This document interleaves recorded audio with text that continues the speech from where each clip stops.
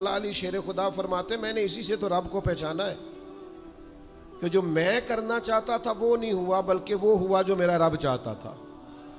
فرماتے میں نے کسی کام کے لیے سارے اسباب جمع کر لیے، جب نہیں ہوا تو میں سمجھ گیا یہ کرنا میرے اللہ نے۔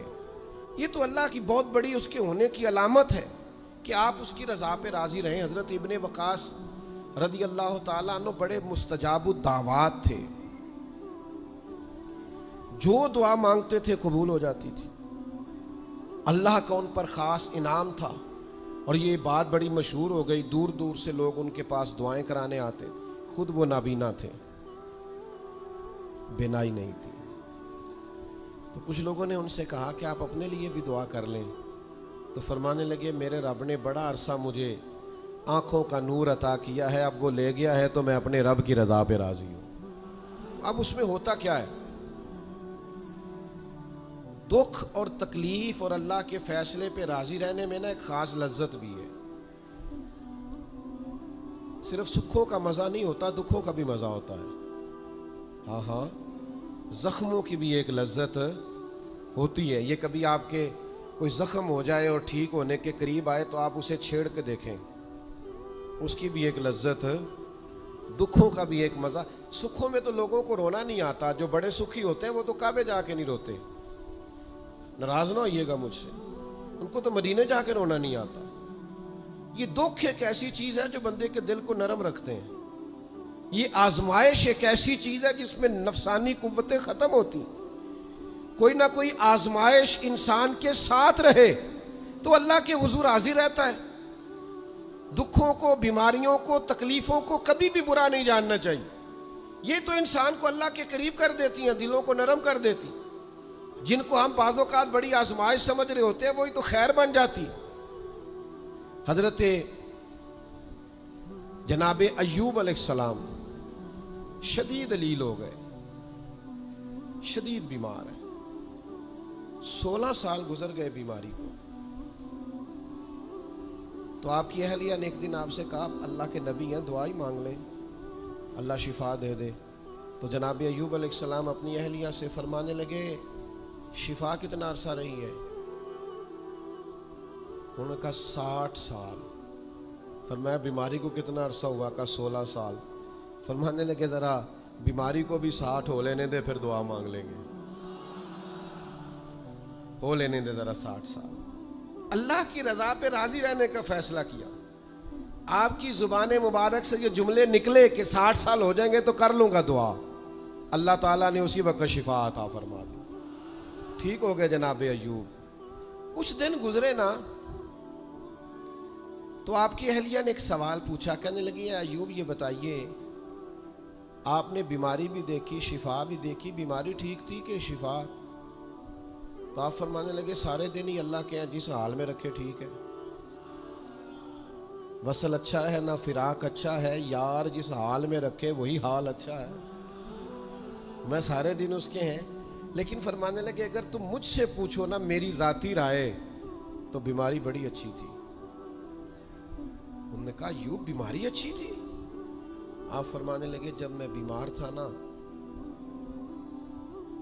تو 24 گھنٹے میں ایک بار میرا رب میرا حال پوچھتا تھا۔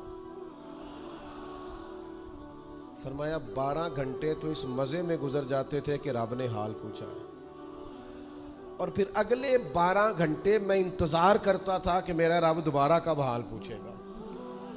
تو میں ان 24 گھنٹوں کی لذت نہیں بتا سکتا جو اس کے حال پوچھنے سے طاری ہوتی۔ تو فرمایا شفا تو مل گئی ہے پر اب وہ حال تو نہیں نہ پوچھتا۔ اب وہ میرے بھائی اس بیماری میں جو لذتیں ہیں، جو کرم نوازیاں ہیں، جو رحمتیں، ان کو بھی تو دیکھیں، اپنے کریم رب کی رضا پہ راضی تو رہے۔ آپ کو پتہ ہے دکھ کس کو کہتے ہیں؟ دکھ کی تعریف درویش یہ کرتے ہیں کہ ہماری مرضی اور ہے اور رب کا ارادہ کرم اور ہے، اس کا نام دکھ ہے۔ سکھ کیا ہے کہ ہماری بھی وہی مرضی ہے جو ہمارے رب کی مرضی ہے۔ اگر مالک کریم کا ارادہ کرم یہ ہے کہ لاکھوں کروڑوں مل جائیں تو الحمدللہ، اور اگر اس کا ارادہ کرم یہ ہے کہ ایک وقت روٹی ملے ایک وقت فاقہ ہو تو الحمدللہ۔ اللہ کے فیصلوں پر راضی رہنا۔ ڈھیر سارے لوگ دنیا میں ملتے ہیں جو کہتے ہیں جی مجھے یہ پریشانی ہے، میں سب طبیبوں حکیموں کے پاس گیا، پھر میں آستانوں درباروں مزاروں پہ بھی حاضر ہوا، اس کے بعد میں نے بڑے بڑے دانشوروں سے مشاورت کی، لیکن میرا یہ مسئلہ حل نہیں ہوتا۔ تو کیا ہوتا ہے پھر وہ انزائٹی کا، ڈپریشن کا، ٹینشن کا، ذہنی تناؤ کا شکار ہونے لگتے ہیں۔ یاد رکھیے گا کہ اگر سارے ڈاکٹروں، طبیبوں، حکیموں، دعاؤں، التجاؤں کے بعد بھی مسئلہ حل نہیں نہ ہو رہا، تو پھر معنی یہ ہے کہ رب کی رضا یہی ہے کہ جو کرم سے اس نے فیصلہ کر دیا ہم بھی اس فیصلے پہ راضی ہو جائیں۔ بے چینی اور اضطراب یہ ہے کہ اللہ کا فیصلہ کچھ اور ہے اور ہماری جد و جہد کچھ اور ہے، اس سے ذہنی اضطراب اور تناؤ پیدا ہوتا ہے، اس سے طبیعتیں بے چین اور بے قرار ہوتی۔ امام علی مقام رضی اللہ تعالیٰ عنہ کی زندگی یہ ہے، اس کو سمجھیے گا کہ جس طرح قرآن مجید نے حضرت یوسف علیہ السلام کے واقعہ کو احسن القصص کہا ہے نا، قصوں میں سے سونا قصہ، خوبصورت داستان جناب یوسف کی، اور داستان یہ ہے کہ کبھی وہ باپ کے سب سے زیادہ لاڈلے ہیں اور کبھی وہ جناب یوسف علیہ السلام کنویں کی زینت بن گئے، کبھی ان کے قریب گرم ہوا بھی نہیں آتی اور کبھی ان کے چہرے پر تماچے پڑتے ہیں۔ پھر وہ کنویں سے نکلتے ہیں تو ایک اور تکلیف سہتے ہیں کہ انہیں بازار میں بیچا جاتا ہے، پھر وہ اللہ کی فضل سے اور اس کی توفیق سے ایسی جگہ چلے جاتے ہیں جہاں انہیں شہزادہ بنا کے رکھا جاتا ہے۔ کچھ زندگی بڑی آسودگی اور آسانی کی طرف بڑھنے لگتی ہے کہ پھر ایک فیصلہ کرم ہوتا ہے کہ جناب یوسف کو جیل میں جانا ہے، تو وہ کسی جگہ شکوہ نہیں کرتے، وہ کنویں میں جاتے ہیں تو پھر بھی اللہ کی رضا پہ راضی ہیں، وہ شہزادے بنتے ہیں تو پھر بھی اللہ کی رضا پہ راضی، وہ دوبارہ جیل میں ڈال دیے جاتے ہیں تو پھر بھی اللہ کی رضا پہ راضی ہیں۔ پھر اللہ کا فیصلہ ہوتا ہے کہ جس ملک کے وہ قیدی تھے نا، رب اسی ملک کا انہیں بادشاہ بنا دیتا ہے۔ یہ انسانی زندگی کا ایک دستور ہے کہ آپ کو دکھ بھی آئیں گے، سکھ بھی آئیں گے، آزمائشیں بھی آئیں گی، تکلیفیں بھی آئیں گی، لیکن سکھوں کا معاملہ تو ہم بڑے لطف کے ساتھ اور ذائقے کے ساتھ گزارتے ہیں، دکھوں کی باری آتی ہے تو شدید اضطراب کا شکار ہو جاتے ہیں۔ بالکل یہی زندگی جناب امام حسین رضی اللہ تعالیٰ عنہ، آپ کبھی خوبصورت پہلوؤں پر غور کریں نا کہ امام علی مقام وہ ہیں کہ کبھی وہ سجدے کی حالت میں نانا کے کندھوں پہ ہیں اور کبھی حضور گلی سے گزر رہے ہیں تو حسنین نانا کے کندھوں پہ ہیں، کبھی کیفیت یہ ہے جناب امام علی مقام رضی اللہ تعالیٰ عنہ کی کہ وہ اپنی والدہ کے مقدس کاشانہ نور میں خاتون جنت کی گود میں کھیل رہے ہیں، کبھی مولا علی شیر خدا رضی اللہ تعالیٰ عنہ کی مقدس باہوں میں جھول رہے ہیں۔ یہ سارے نظارے انہوں نے دیکھے، لیکن پھر وہی حسین ابن علی تھے جنہوں نے کربلا کا خشک میدان بھی دیکھا، جنہوں نے وہ چٹیل پہاڑ بھی دیکھے، حق کے رستے میں اپنی اولاد کا قربان ہونا بھی دیکھا۔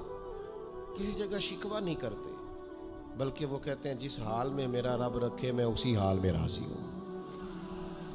ہمارے ہاں یہ ہوتا ہے کہ ہم سکھوں کو تو یاد ہی نہیں رکھتے، ہمیں صرف تکلیفیں یاد رہتی ہیں، صرف آزمائشوں کو یاد رکھتے ہیں، مثبت پہلوؤں کو نہیں سوچتے۔ کوئی بھی کام آپ ہوتا ہوا دیکھ لیں گھر میں، خاندان میں، قبیلے میں، تو اس کے جو خوبصورت، معنی خیز، پروقار، اچھے پہلو، ان پر غور نہیں کریں گے۔ وہ ایک جگہ ایک پنچایت تھی، وہاں کسی خاتون نے شکوہ کیا کہ میرے خاوند نے مجھے یہ تکلیف دی ہے، یہ آزمائش میں مجھے مبتلا کیا ہے، یہاں سخت سست کہا ہے۔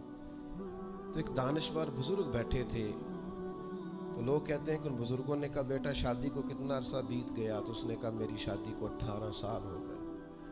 تو اس نے کہا یہ جو تم لڑائی، فساد، جھگڑا، دنگا، پریشانی بتا رہی ہو یہ تو ایک دن کا ہے، باقی 18 سالوں کے بھی بات بتاؤ نا۔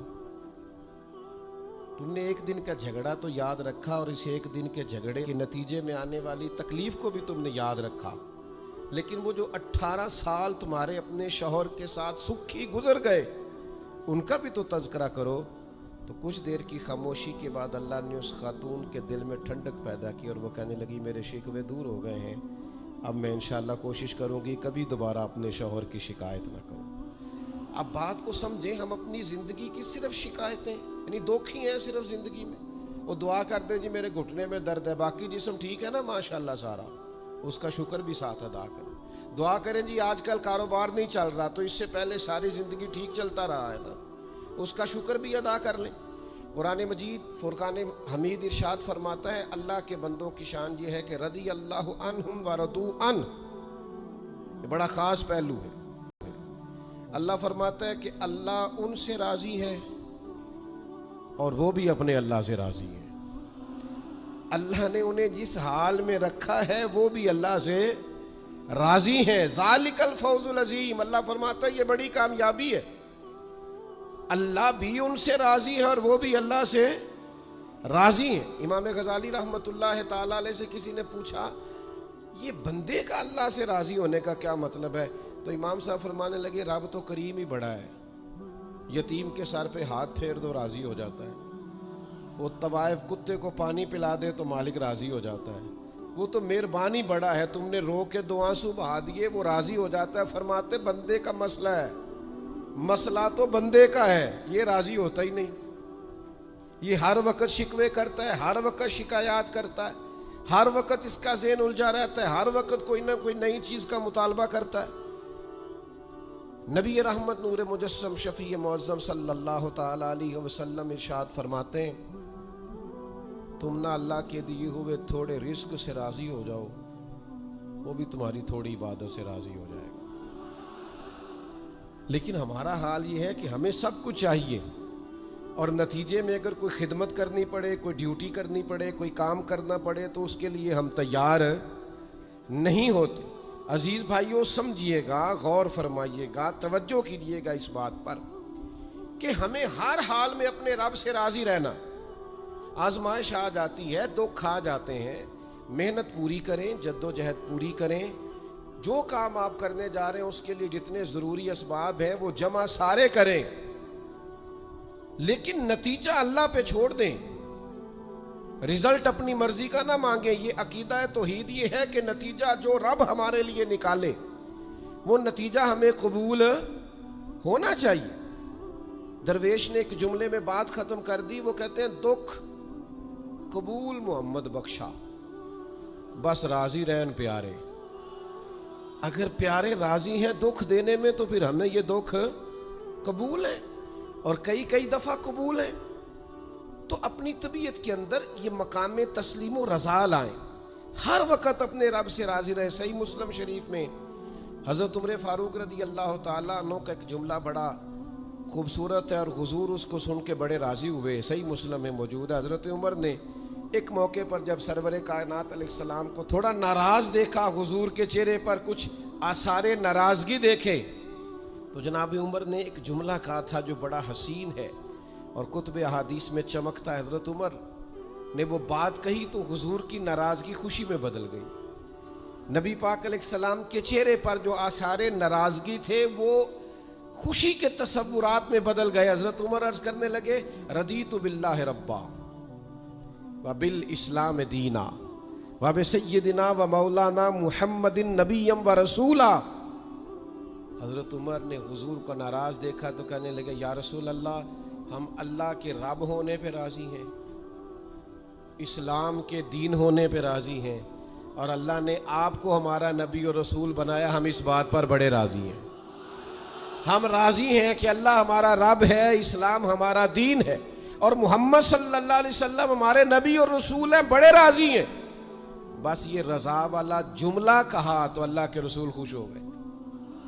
تو اللہ سے راضی رہیں، آپ کے تصورات میں شکوے پیدا نہ ہو، شکایتیں نہ ہو، الجھے نہیں۔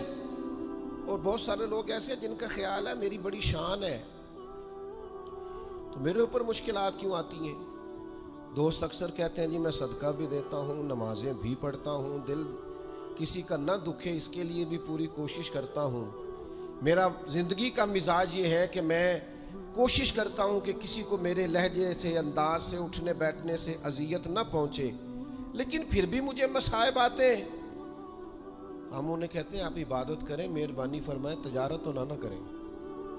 आपकी राय ये है कि मैंने सदका दे दिया, मुसीबत कोई ना आए, मैंने नमाज पढ़ ली, मुशक्क़त कोई ना आए।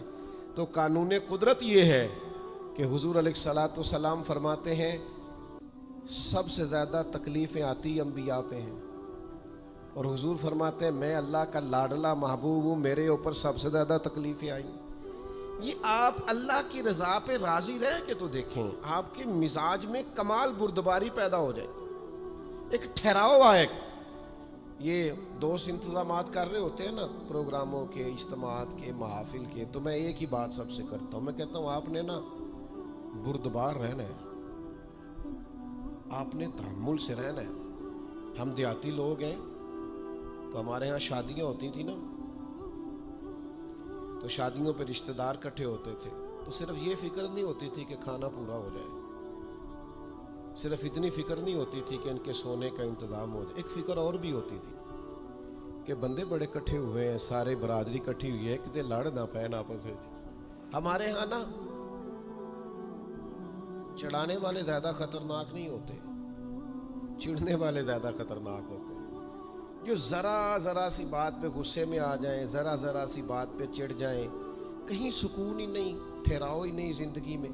अल्लाह की रज़ा पे राज़ी रहे। मेरे रब ने जहाँ मुझे रखा है सबसे ज़्यादा बाकमाल रखा है। जहाँ मैं हूँ खुदा जाने बुलंदी है कि पस्ती, पर जहाँ मैं हूँ वहाँ कोई नहीं है। आप अपने रब की रज़ा पे राज़ी रहें कि मेरी जहाँ ड्यूटी है, क्या ही बात है, मेरी जहाँ ड्यूटी, हज़रत सिद्दीक़ अकबर को अमीरुल मोमिनीन बनाया गया, लेकिन जनाब बिलाल हबशी के पास मदीने वाले महबूब के मेहमानों की जिम्मेदारियाँ थी, मस्जिद नबवी की कुंजियाँ थीं। कमाल उनका भी बड़ा है और कमाल बिलाल हबशी का भी बड़ा है, हालांकि वो तो मस्जिद में झाड़ू देते थे, खिदमत करते थे। तो आप अल्लाह की रज़ा पे राज़ी रहें, जहाँ रब ने आपको रखा है, जिस मकाम पे रखा है वहाँ आप राज़ी रहें। आपको इत्मीनान महसूस होगा, आप सुकून में आ जाए, दिल में ठंडक महसूस करेंगे, परेशानियों से निकलेंगे। ये हदीस देखिए, इमाम गज़ाली ने लिखी है, नबी पाक सल्लल्लाहु ताला अलैहि वसल्लम के पास ना सहाबा की एक जमात आई। उन्होंने अर्ज़ की, या रसूल अल्लाह सल्लल्लाहु अलैहि वसल्लम, हम ईमानदार हैं। तो हुजूर ने फरमाया, तुम्हारे ईमान की निशानी क्या है? तुम साहिब ईमान हो तो दलील क्या है? उन्होंने अर्ज़ की, या रसूल अल्लाह, ये ज़रा दलील सुनना। अर्ज़ करने लगे, या रसूल अल्लाह, मुसीबत आए तो सब्र करते हैं, नेमत मिले तो शुक्र करते हैं, और या रसूलल्लाह रब जो फैसले कर दे हम उस पर राज़ी रहते हैं। हुजूर फरमाने लगे, काबे के रब की कसम, तो वाकई ईमानदार लोग हो। अगर तुम अल्लाह के फैसलों पे राज़ी हो, अगर तुम नेमतों पे शाकिर हो, मसाइब पर साबिर हो, तो तुम वाकई मोमिन हो। तो ये याद रखें अच्छी तरीके से कि हमेशा अपने आप को अपने रब के फैसलों पे राज़ी रखें। हमेशा कोशिश करें कि मुकद्दर से शिकवा न करें, तकदीर से शिकायत ना करें। जो हमें नहीं मिला उसके बारे में अपनी तबीयत के अंदर तड़प और तलब ना पैदा करें। बस जो फैसला रब ने कर दिया उस फैसले पर हमेशा राज़ी रहें। ये करके देखें। हज़रत अनस बिन मालिक रज़ी अल्लाह ताला अन्हु फरमाते हैं, एक पूरी जमात जन्नत में जाएगी लोगों की। फरिश्ते उनसे पूछेंगे कि मियाँ हिसाब दे आए हो? तो वो कहेंगे, हमें तो किसी ने हिसाब पूछा ही नहीं। उनसे पूछा जाएगा, पुल सिरात देखी है? कहेंगे नहीं, हमने तो नहीं देखी। उनसे पूछा जाएगा कि मिज़ान अमल? तो उन्होंने कहा नहीं, बिल्कुल नहीं। तो कहा, अच्छा तुम बड़े ख़ास लोग हो, दुनिया में करते क्या रहे हो? तो कहेंगे, करते कुछ भी नहीं थे, रब के फैसलों पे राज़ी रहते थे। और तिबरानी में एक रवायत ऐसी भी मौजूद है कि हुजूर फरमाते हैं, रब कहता है जिसने मेरे फैसलों पे राज़ी नहीं रहना वो रब कोई और ढूंढ ले। अगर तुम मेरे फैसले पे राज़ी ही नहीं हो, ओ भाई मैं अपने इदारे का सरबराह हूं, जो मेरा फैसला नहीं मानेगा वो निकलेगा इदारे से। میں اپنی جماعت اور تنظیم کے تعلق سے کوشش کروں گا کہ امیر کی اطاعت کا سبق دوں. اگر کوئی نظم و ضبط درست نہیں کرے گا، یہ ایک حال ہے یہاں کے جو مینجمنٹ کے کام ہیں، معاملات ہیں، ایک سربراہ آپ نے بنایا ہوتا ہے، اب اس کی اگر بات نہیں مانے گا کوئی ورکر، کوئی کام کرنے والا، تو یقیناً وہ کہیں گے کہ میاں آپ بات نہیں مان رہے، تمہارا نظم و ضبط خراب ہوتا ہے، لہذا اگر آپ نے ہمارے نظم کے اندر نہیں رہنا تو آپ نکل جائیں. تو اللہ کے فیصلوں کو جو لوگ تسلیم نہیں کرتے، اللہ کے فیصلوں کو جو لوگ تسلیم نہیں کرتے، یقیناً وہ کمزور ہو جاتے ہیں. آج بڑے لوگ ہیں جو وظیفے پوچھتے ہیں اللہ کیسے راضی ہوگا. بتاؤں وظیفہ آپ کو؟ امام غزالی لکھتے ہیں کہ حضرت موسیٰ کلیم علیہ السلام نے اللہ کے حضور عرض کیا، مالک میری قوم پوچھتی ہے تو کیسے راضی ہوگا، ہم تجھے راضی کرنا چاہتے ہیں تو کیسے راضی ہوگا. تو حضرت موسیٰ علیہ السلام سے رب کریم نے فرمایا ان سے جا کے کہہ دو کہ مجھ سے راضی ہو جائے، میں بھی ان سے راضی ہو جاؤں. یہ اپنے رب سے راضی رہیں، جو رب ان کے لیے فیصلہ کرے. وہ حضرت سفیان ثوری دعا مانگ رہے تھے نا، یا اللہ راضی ہو جا، یا اللہ راضی ہو جا، یا اللہ راضی ہو جا. تو حضرت رابعہ بصریہ رحمۃ اللہ علیہا بھی پردے کے پیچھے بیٹھی تھیں. تو جب انہوں نے بہت زیادہ اس دعا پر اصرار کیا نا، یا اللہ راضی ہو جا، تو پردے کے پیچھے سے بول پڑی، کہنے لگی سفیان اب کچھ اور نہ مانگے، اللہ سے آگے نہ چلے. جناب سفیان کہنے لگے میں دعا ہی کر رہا ہوں کہ یا اللہ تو راضی ہو جا. تو فرمانے لگی پہلے اپنے دل پہ ہاتھ رکھ کے بتائیں آپ اللہ سے راضی ہیں؟ آپ تو کہتے ہیں یہ ہے تو یہ نہیں ہے، کبھی یہ بھی مل جائے نا. اگر آپ ناراض نہ ہوں تو پہلے خیال تھا ایک سواری مل جائے، چاہے موٹر سائیکل ہی ہو، مل گئی. اب بڑے پریشانی ہوتی ہے، کبھی 4 ٹائروں والی ہوتی نا، وہ بھی مل گئی، دے دی، طلب ہی یہ تھی. اب خیال آتا ہے کبھی تھوڑی سی بڑی مل جائے نا، وہ بھی مل گئی. اب جن کی ذرا گاڑیاں اونچی ہیں، ٹائر چوڑے ہیں، وہ پریشان کرتے ہیں، تو بندہ تو روک ہی نہیں رہا کہیں. تو حضرت کلیم سے رب نے فرمایا ان سے کہو مجھ سے راضی ہو جائے، میں بھی ان سے راضی ہو جاؤں. لیکن ہماری طبیعت کی بے چینی، ہمارے مزاج کی بے قراری، ہمارے لب و لہجے کا وہ عالم کہ ہم خوش نہیں ہوتے. ڈھیر سارے لوگ ہیں، آپ کچھ بھی کر لیں، کچھ بھی گھر میں لے آئیں، کچھ بھی ہو جائے، کتنی بھی نعمت مل جائے، ان کا مزاج اس طرح کا بن جاتا ہے، خوش نہیں. میں اکثر دوستوں سے کہتا ہوں کہ بعض دوست ایسے ہیں جن کا انداز اس طرح کا ہے کہ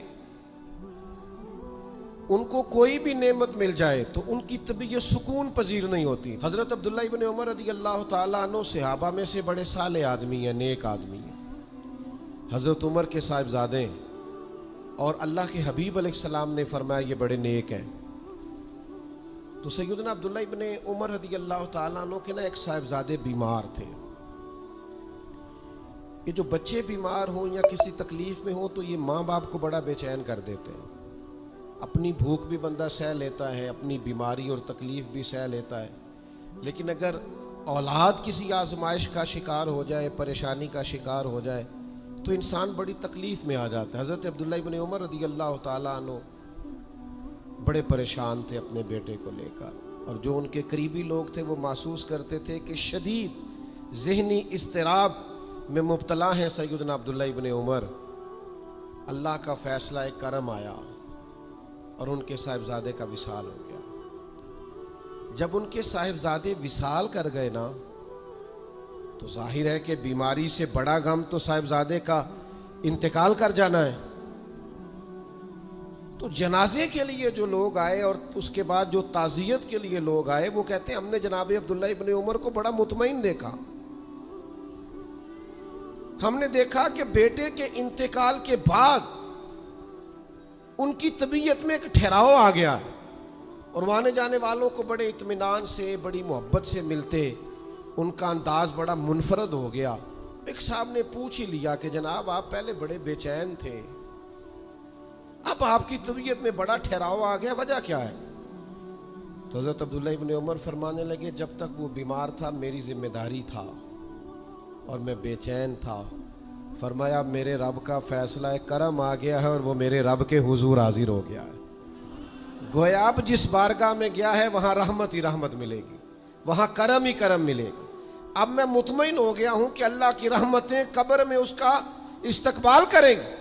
جب تک میری ڈیوٹی تھی تو میں پریشان تھا، بے چین تھا، بے قرار تھا. اب تو حاضر بارگاہ ہو گیا اور میں اپنے رب کی رضا پہ راضی ہوں. جب تک اللہ نے چاہا بیٹا میرے پاس رہا, اور جب اللہ نے چاہا اللہ نے اسے اپنی بارگاہ میں بلا لیا. میرے بھائیوں یاد رکھیے گا, ہمیشہ اس بات کو اپنے ذہن میں بٹھائیے گا کہ زندگی کے اندر کبھی بھی اللہ کے فیصلوں پر شکوہ کرنا اور اللہ کے فیصلوں پر اظہار ناراضگی کرنا معاذ اللہ, اس سے اپنے دامن کو ہمیشہ بچا کے رکھیں اور پناہ میں رکھیں اپنے دامن کو کہ کبھی بھی انسان اس طرح کا نہ ہو جائے. میں دیکھتا ہوں شدید بے چینی یہ ہمارے ماحول میں, اللہ تعالیٰ معاف فرمائے, جو لوگوں سے شدید ایک دوسرے سے ہماری طبیعتیں کھنچ جاتی ہیں اور تناؤ اور کھنچاؤ پیدا ہو جاتا ہے, اور پھر لوگ ڈپریشن میں چلے جاتے ہیں. حتیٰ کہ بعض لوگ معاذ اللہ انتہائی قدم اٹھاتے ہیں, خودکشی کی طرف بڑھ جاتے ہیں.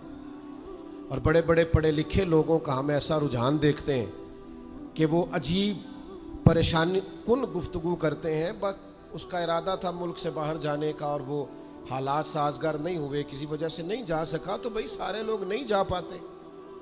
آپ ڈھیر سارے لوگوں سے پوچھ لیجئے گا کہ وہ زندگی میں کچھ اور کرنا چاہتے تھے لیکن اللہ کا ارادہ کرم ان کے لیے کچھ اور تھا. اور یہ ایک ایسی اللہ کی توحید کی علامت